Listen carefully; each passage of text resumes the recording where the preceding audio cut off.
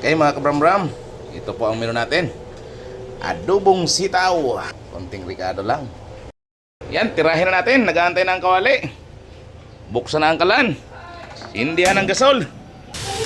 Yan, nailagay na ang baboy. Pagmantikan po muna natin. Lagyan natin ng konting sabaw galing sa drum na umaapaw. Yes. Okay, takpan po muna natin. Simplihan lang natin ito na adobo. Okay. Okay na.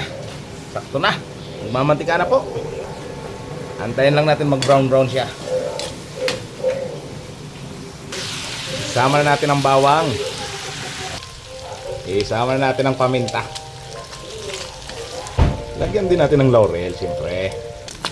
Ayan na po, lumalaban na po ang baboy. Lumalaban na, aray. Lumalaban na, ilagay na natin si sibuyas.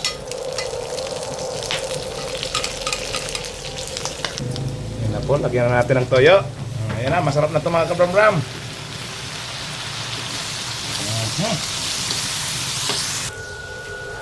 Lagyan po natin ng konting sabaw.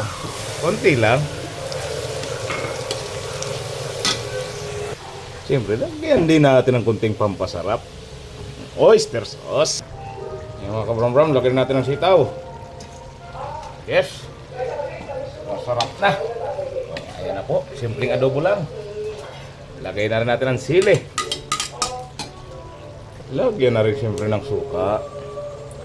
Puro tansyameter lang po yan mga kabram-bram. Puro tansyameter. Siyempre, wag po natin kalimutan ang sekreto ni Bram-Bram. Konting bitchin lang. Ayan na po ang finished product ni Bram-Bram. Sa mga nanood po dyan, kung nagustuhan nyo po ang video, pasuyo naman po. Papindot naman ang subscribe, follow and share. Maraming salamat po. Isarado na natin ang kalan. Patayin ang gasol. Ayan. Chow down!